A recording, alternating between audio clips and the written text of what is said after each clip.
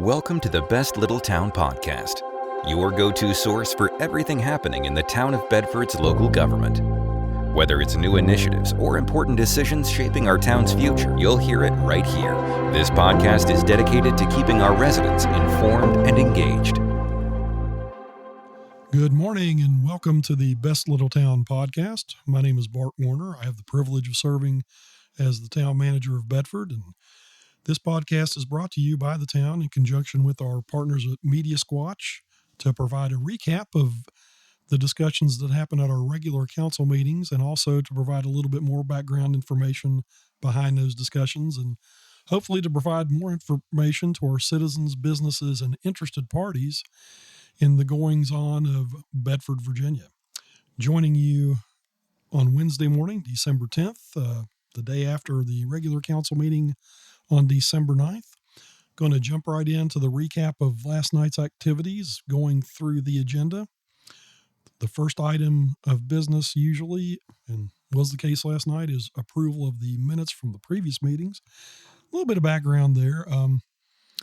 Again, if you can join us in person at our regular meetings at 215 East Main Street, we're always thrilled to have folks join us in the audience and be with us physically.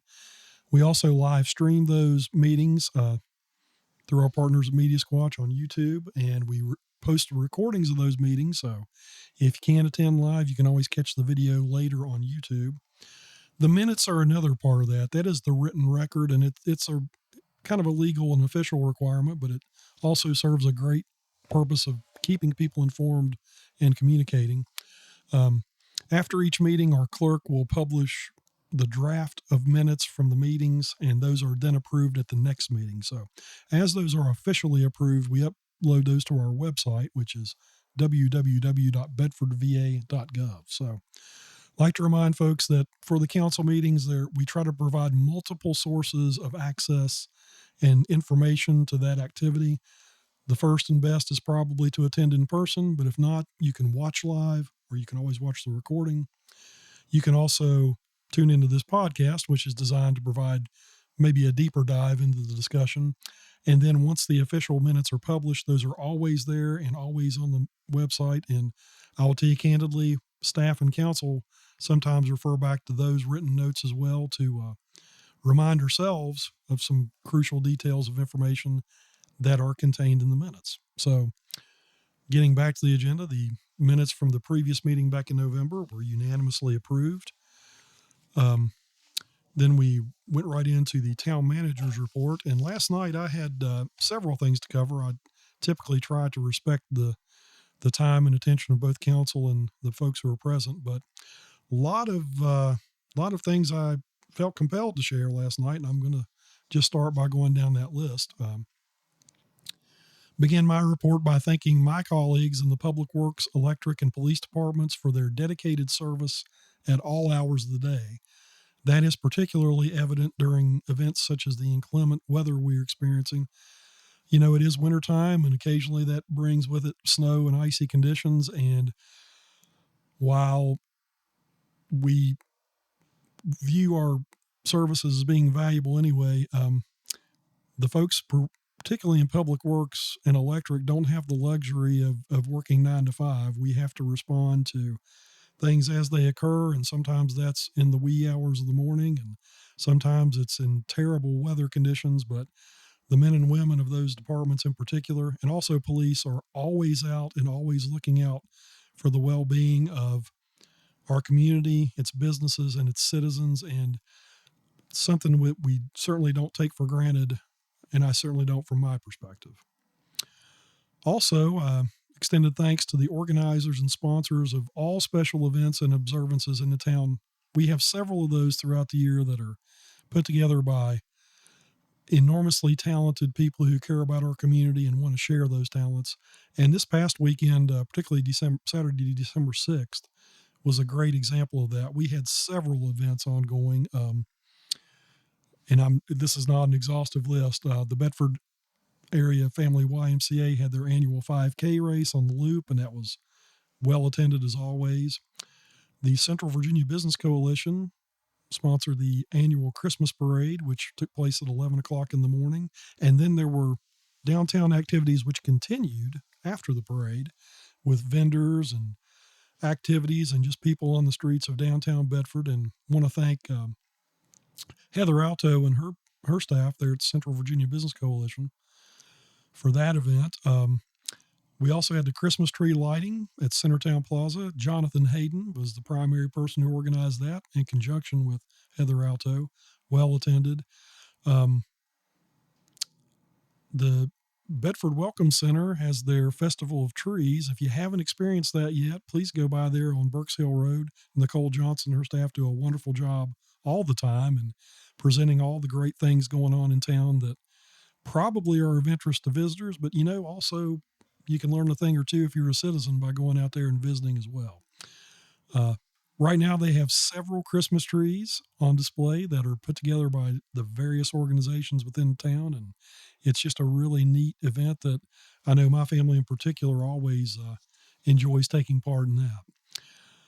Also, I'm going to mention, I didn't mention this last night, but the former Elks Home, of course, people know the large property off of Ashland Circle for many years was a retirement community associated with the Fraternal Order of Elks, wherein those members could retire here and live there in their twilight years. But one of the great traditions there was their Christmas light display, and it kind of started amongst the residents, I want to say back in the 1950s, and they just started putting out decorations around their drive and around the campus there, much like people do at their own homes, and it grew into a really enormous attraction of its own.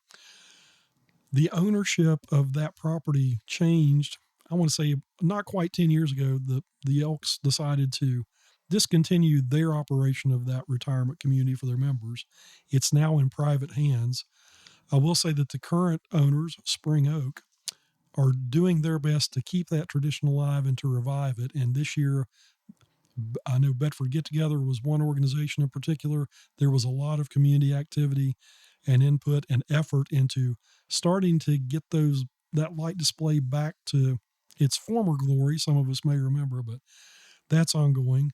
Of course, the town has a light display of our own at Liberty Lake Park as well through the holidays. So again, a lot of just amazing activities. Going back to the title of this podcast, we try to claim ourselves to be the world's best little town. And, days like this past Saturday, I think we come awfully close. One thing I noted last night was that the Christmas parade was broadcast live and also is available to view on YouTube. And Woody Watts, our partner here at Media Squatch, reported that the broadcast of the Christmas parade has reached 28,000 people as of yesterday. And I think that number continues to grow. So we had a really great in-person turnout for the parade. The sidewalks were pretty well packed. And, in addition to that, there are 28,000 individual clickers who feel like our Bedford Christmas parade was something they were interested in. So not only is downtown an area that attracts people physically, but it also attracts interest beyond our borders. Speaking of Woody Watts, I took last night to take the opportunity to explain the town's formal partnership with Woody and his company. The town has had a long-standing contract for services with Woody that includes a wide variety of activities.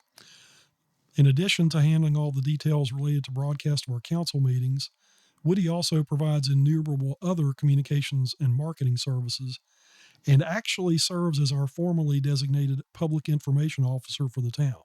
He does all this under the terms of a very reasonably priced contract for his services. And again, when I mentioned that you're able to view the meetings live and view them online, that's all Woody. So that's part of what he does for us, which we appreciate, but we certainly don't take it for granted, and took the opportunity last night to recognize him and to extend our thanks and recognition. On an administrative note, I did make everyone aware that the town has entered into an agreement with the Bedford Chamber of Commerce, wherein that organization has now assumed responsibility for managing and administering the placement and display of organizational signs on our 3 civic signs located on East Main Street, Blue Ridge Avenue, and Forest Road. You're probably familiar, but you might not think too much about them. Those are kind of the large marquee board signs that say "World's Best Little Town." that allow different organizations, such as community groups like the Women's Club or Rotary, just for examples, to place signs to let people know that they're here and they're active. The town continues to maintain those, but as far as the actual decision about how that is arranged and how that's managed, that's something that we partnered with the Chamber of Commerce to take over for us, and look forward to that being a successful program that continues well into the future. Also advise council that our staff is currently engaged in conversations with our colleagues at the Bedford County Recreation Department about a memorandum of understanding related to the outstanding programs that they provide at our facilities and Liberty Lake Park in particular. The initial goal there is to further clarify some operational issues in our relationship with them and the efficiencies and cooperation we already have. They've also expressed a willingness to help us with some capital planning, which we certainly appreciate, and I expect to report probably in the next month or two that we will have signed that memorandum of understanding. Again, we have a really good working relationship with our colleagues at Bedford County and recognize and truly value the services and systems that they maintain for us as citizens and the efforts involved in that. This past Wednesday, Mayor Stanley, John Wagner, and I attended a free training session offered by the Blue Ridge Power Agency, presenting several operational and business details related to the PJM electric grid. It was billed as PJM 101, but I will tell you that the information provided was very, very intense, very in-depth, very valuable. Coincidentally, our town attorney, Mike Lockaby, was also there on his own. In addition to providing services for us, Mike makes a point to keep himself up to date on all the latest activities and regulations and operations that impact us. So I did mention that we were glad to see Mike there as well. At its recent strategic planning retreat, Council formally adopted a statement of priorities as follows. 1, infrastructure and utility maintenance. 2, downtown revitalization and economic development in general. And 3, public services and staff support. As we move forward, we make every effort to note these priorities and how they relate to the activities of the town as led by the council. And it was important for council to let the citizens know this information because, again, rather than kind of taking a reactionary or buckshot approach, we're trying very hard to move in a definite and strategic manner. And again, the key points that drive most of the decisions relate to the infrastructure that we have to provide, the impact on our economy and our community development, and then also the level of services. So from a staff perspective, I appreciate that direction from council and wanted to make people aware of that. And we're going to do our best to kind of make sure that when we undertake certain actions or certain votes are taken, we will reference back to these priorities as something of an explanation for why those things happen. On an administrative note, town offices will be closed beginning at noon on Wednesday, December 23rd, and all day on December 24th and 25th. We will also be closed on Thursday, January 1st, and this is related to the fact that we follow the Commonwealth of Virginia's published holiday schedule. Also, beginning in January, we will move to the change in schedule for our regular meeting dates that was recently approved by council. Our first regular meeting will take place on January 5th, and we will continue to meet on the first and third Tuesdays thereafter. So up through this year, we have been meeting on the second and fourth Tuesdays at 7 o'clock based on a change that was discussed very thoroughly amongst council members. Beginning in 2026, those meetings will take place on the first and third Tuesdays at 7 o'clock. And of course, we hope you'll be able to join us in one form or another.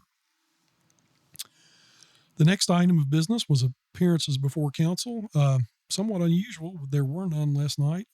This is an item on the agenda where we open things up to where pretty much anybody in attendance can feel free to speak for 3 minutes on any topic that's near and dear to their heart. And it's a good opportunity for us to receive information, frankly, sometimes that we otherwise would not receive, or receive information we're not aware of, and also to again, communicate directly in a dialogue with our citizens and business owners.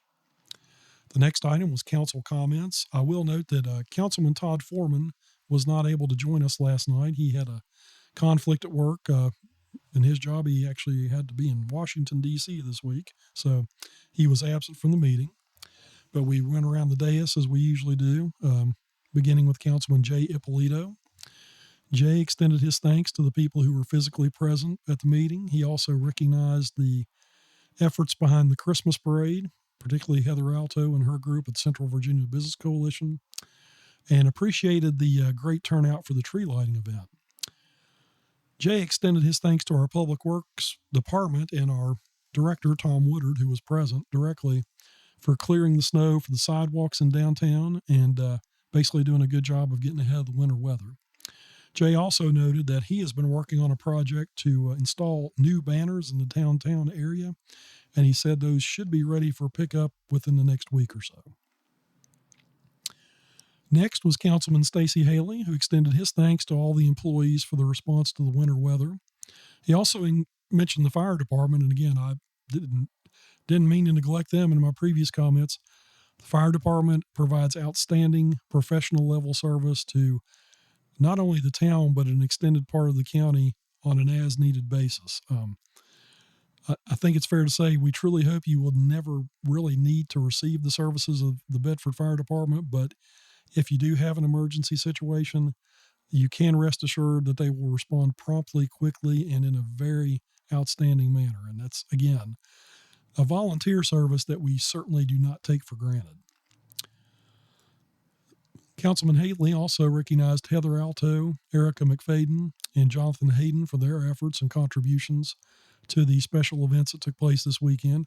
And again, Stacey noted that those are just another example of several events throughout the year and throughout the community that are presented and undertaken by individuals based on their really great affection for the community and willingness to share their talents. And we certainly appreciate that. Stacey also noted the Spring Oak Retirement Home's efforts in getting the traditional light display back up and running and hopefully improving that year by year. Next up was Vice Mayor Darrell Updike, who kind of echoed a lot of the comments of Stacey and Jay, particularly with regard to staff preparation related to the events of the last weekend. And he also recognized the fact that in situations involving special events and also weather events, that our town staff provides those services, but also continues to do their regular day jobs. So in addition to clearing the snow, we were also picking up trash in Public Works. And so again, the extra efforts of our colleagues and the town staff are obvious and greatly appreciated. Darrell likewise recognized Heather Alto and Jonathan Hayden for their efforts in the downtown events of this past weekend. Darrell serves as a council representative to the Planning Commission and gave a bit of an update on the revision of the comprehensive plan process. He noted that they are making progress. The first 6 chapters are in final draft phase, and EPR, who are the consultants we have engaged to guide that process, are doing well in covering their administrative, fiscal, and financial responsibilities. Next up was Councilman Dwight Evans, who echoed the comments made previously about the appreciation of events. He also expressed his appreciation to the people who watched the meetings during live stream and noted that he gets a lot of comments and feedback based on that. Councilman Evans also recognized the great work by Public Works in response to the winter weather and their ability to handle multiple tasks. And he also shared his favorable impression and really just appreciation of all the Christmas activities and events that are going on through this wonderful town. Councilman Dave Foster shared his appreciation for staff in town.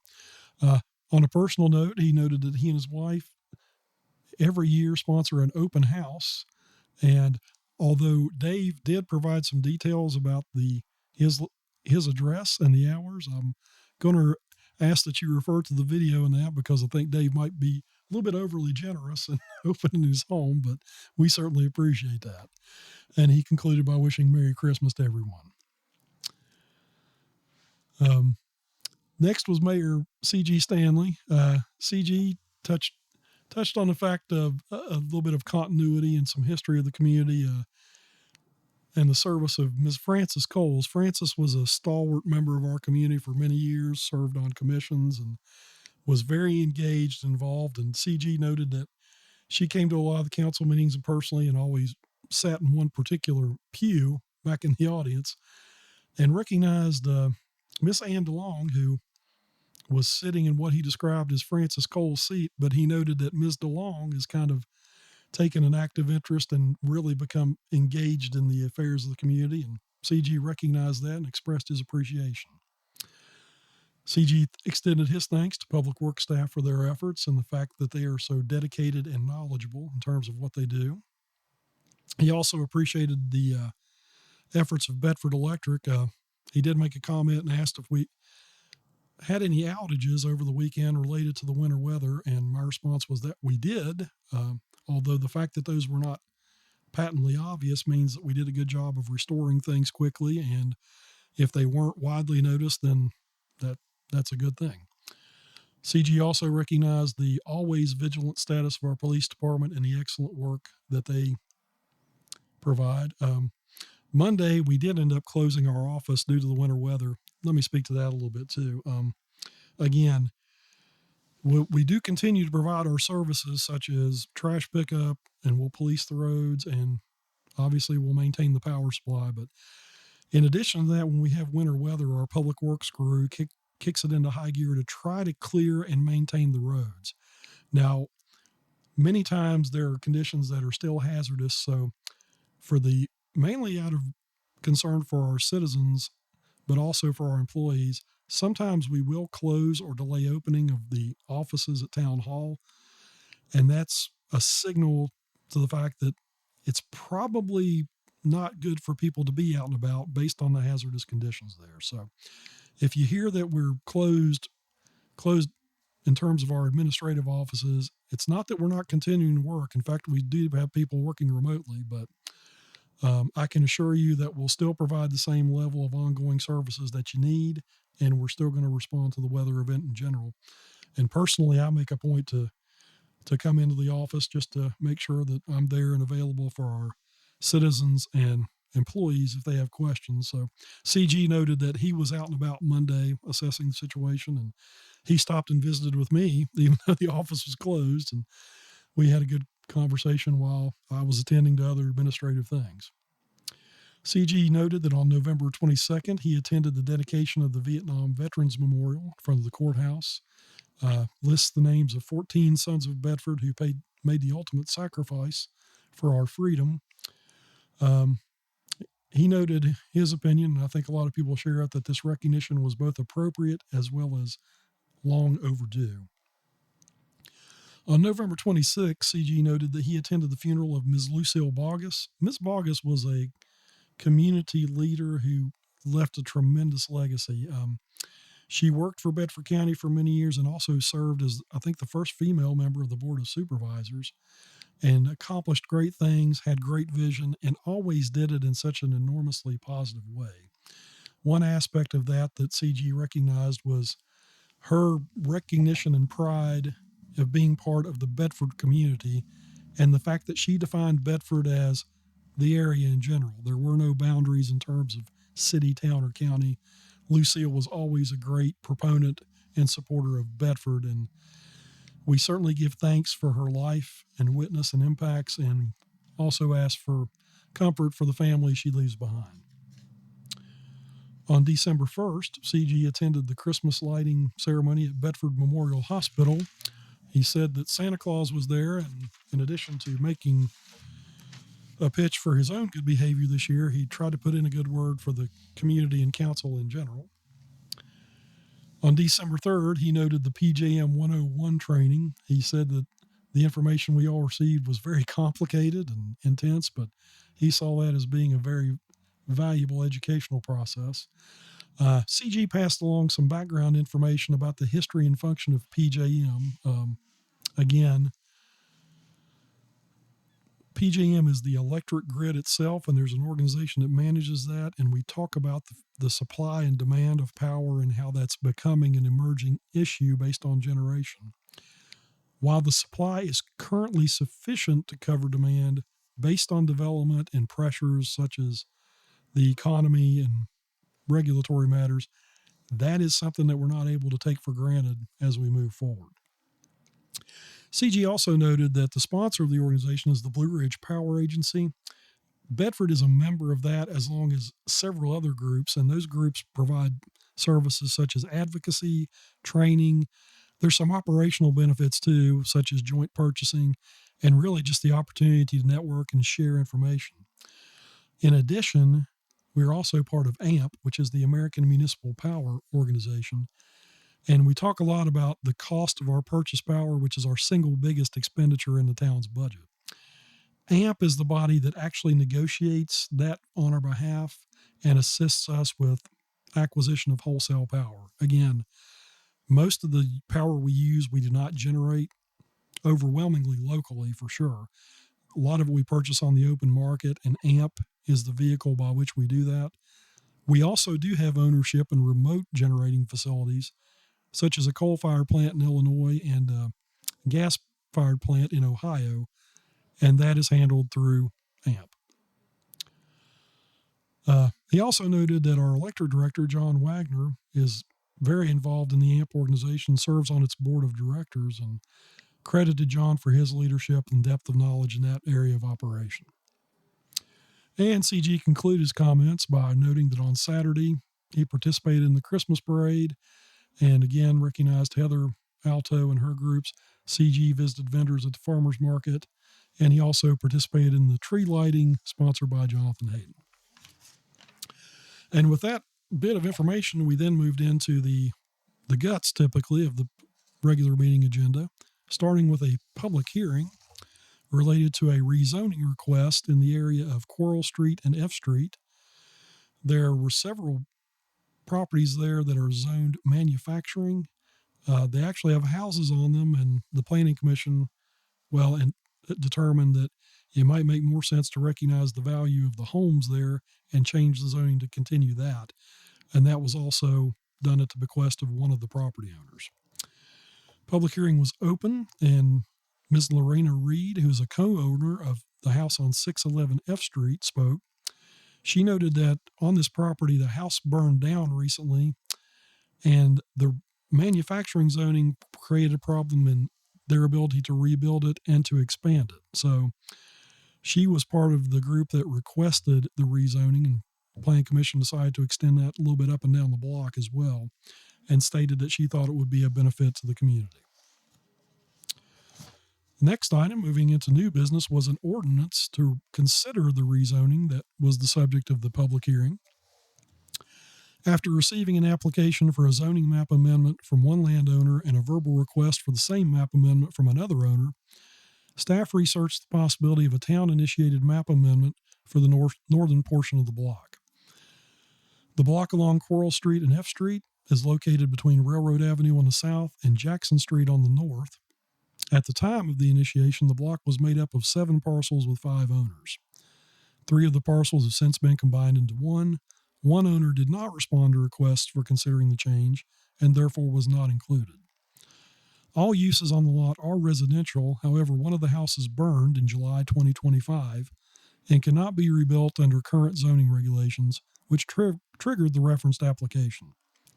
All parcels were currently zoned manufacturing. The southernmost parcel was zoned Central Neighborhood Workplace and not considered for change. On November 6th, the Planning Commission held a public hearing to recommend whether the properties should be rezoned from M1 to R2. The initial rezoning applicant and the other interested owners spoke in favor of the zoning map change. No one spoke in opposition to the request. The planning commissioners commented on the need to help the owner with replacing the demolished home and the chance to add improved housing, and a motion to recommend approval of the zoning change passed that body with a unanimous vote of 5-0 for all members present. On a motion made by Councilman Stacey Haley, seconded by Dave Foster, Council did approve the request to rezone the specific properties that were listed in the ordinance and the public hearing. The next item related to a budget amendment to accept a safety grant from the Virginia Risk Sharing Association, or VRSA, for some computer software and hardware to improve the virtual private network enhancements and purchase new computers required to complete our migration to the Windows 11 operating system. These items will also improve the security of the town's IT infrastructure. The grant must be accepted and spent before June 30th, 2026. On a motion by Councilman Foster, seconded by Vice Mayor Updike, Council unanimously accepted the $4,000 grant from VRSA and the appropriation of the funds to the appropriate budget line items. The next item of new business was a budget amendment related to rollover of funds for the comprehensive plan revision. The town adopted budget funding for future planning over fiscal years 2024 and 2025 to have the comprehensive plan revision prepared. At the end of fiscal year 2025, there was over $35,000 of funding remaining that had not been spent. Staff is recommending a budget rollover which would appropriate funding from the prior year reserves towards the expenditure account for future planning. Essentially, this is to get the comprehensive plan revision process complete. It has spanned the fiscal year, obviously, and based on the previous comments from Darrell Updike, Planning Commission expects to get that presented sometime in the next few months. On a motion by Stacy Haley, seconded by Jay Ippolito, Council unanimously approved the rollover of funds to complete the comprehensive review process. The next item of new business was a request for information for a franchise for solid waste transfer station operation and maintenance. As part of its overall budget strategy, the town is adjusting its commercial solid waste collection activities. The first step in this process was discontinuance of commercial solid waste collection, which took effect October 1st, 2025. As a result of that policy implementation, the town is in a position to reassign its operating liability for the transfer station on Orange Street and explore the possibility of associated revenue enhancements. Accordingly, staff and the town attorney have drafted a request for information to solicit bids from any entities who may be willing to obtain a franchise for the operation and maintenance of the transfer station. The purpose of the RFI is to obtain information from firms or persons in the solid waste management industry who may wish to enter into a long-term franchise in excess of 5 years with the town of Bedford to lease and operate its town transfer station. This RFI will not directly result in a contract. However, the information gathered will inform the town's preparation and advertisement of a formal franchise solicitation. As required by the Code of Virginia, after reviewing the responses to this RFI, the town will likely issue a public notice advertising the franchise and may then proceed with a long-term lease and operations agreement. On a motion made by Councilman Dave Foster, seconded by Councilman Dwight Evans, Council unanimously authorized the release and publication of this request for information.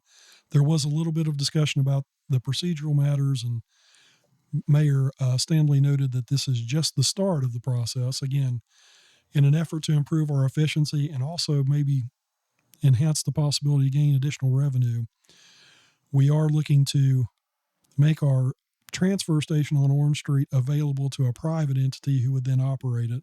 This will be the first step in basically seeing what entities might be interested in doing so.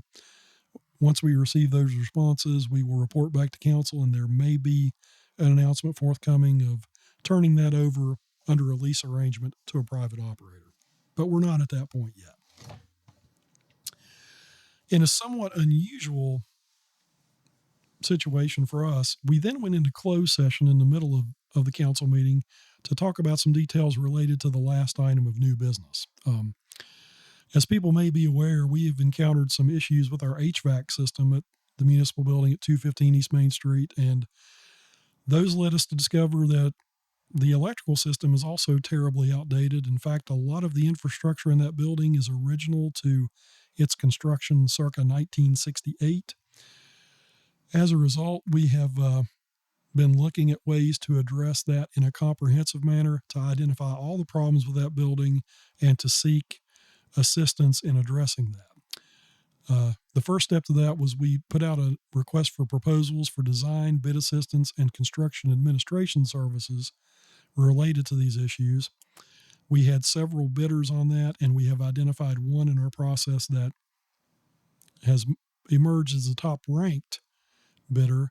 And we have been discussing that as well as the pricing. And so we went into closed session to share with council the details of those negotiations. We do that sometimes because doing so entirely publicly actually works against us. In fact, a lot of times when we bid out a project, if we establish a budget for that project, that typically means that's what the cost proposals come in at. So we're trying to do our best to get the best price possible. And that's the situation here. The RFP we sent out before basically was asking people to give us their best shot at telling us they were most qualified to do what needs to be done and give us a clear plan for that. And so we went into closed session to talk about that aspect of it with this particular company. Didn't stay in closed session for long. Town council did come back to move on to the final item of new business, which is an intent to award a contract for the services I just talked about. Again, in response to several emerging issues with the municipal building, the town recently issued an RFP for design, bid assistance, and construction administration services related to potential renovations of the property, including replacement of HVAC and electric systems, as well as other identified deficiencies and perhaps other problems we're not aware of. Thompson and Litton emerged as the highest ranked bidder under the terms of the RFP, and staff is currently in negotiation with that firm regarding the specific price quote for their services. A copy of their bid was circulated amongst the members of council prior to the meeting. Under the terms of the RFP, the initial bid from Thompson and Litton is valid for a period of 90 days, and the clock on that began on September 26th. That essentially means that failure to act on the bid by December 26th means that all bids would be disqualified and the town would need to reinitiate the procurement process. In order to meet this deadline, staff proposed that a formal intent to award statement be adopted by council with the understanding that price negotiations are ongoing. The most recent price quote is dated November 13th with the same 90-day terms, so that means that staff intends to present a formal contract agreement for action by council not later than February 13th, 2026. Same terms as the previous bid apply, and if we don't take action by February 13th, then we would need to reinitiate the whole procurement process. Councilman Stacey Haley made a motion to formally approve its intent to award a contract to Thompson and Litton for services related to renovations. That was seconded by Councilman Jay Ippolito. Ms. Ann DeLong, who was in the audience, stepped up to raise a couple of questions. She did ask for a copy of the RFP itself and the scope of work, which we did talk about. That is available on the state EVA procurement system. You can access that by going to www.bedfordva.gov, clicking on government, going to the finance department, and then you can see the procurement and bid section there. And there is a link on that page that takes you directly to the EVA system. If you search for Town of Bedford, you will find those documents. All that sounds a little complicated, and we noted that we will do our best to get that information out in a more readily accessible and available manner. Mr. Long also had some procedural questions related to the scope of work and the bidders. We did identify some of the other bidders and the procedure that we went through. She also had a question about some technical specifications, and we responded that that's actually what we're looking for Thompson and Litton to do as part of this process. So after a little bit of discussion there and some further back and forth amongst council unanimously voted to approve its intent to award the contract to Thompson and Litton. And that concluded the actions of council at its regular meeting on December 9th. We will not be meeting again this month. Again, our first meeting is scheduled to take place on January 5th. In the meantime, hope that everyone has a very blessed and wonderful holiday season and that it brings good health and cheer to all your families. And we appreciate all your support efforts and, frankly, your questions. If there's any time you need help with something related to town services, feel free to contact us directly by phone at 540-587-6001 during regular business hours. Or you can email me, Bart Warner, at bwarner@bedfordva.gov at any time. Again, we appreciate all that goes into making this community the best that it can be, and we continue to strive to meet our boast that Bedford truly is the world's best little town. Till we join each other again, thank you again for your attention to this podcast, and we look forward to engaging in what hopefully will be a bright and prosperous new year in 2026.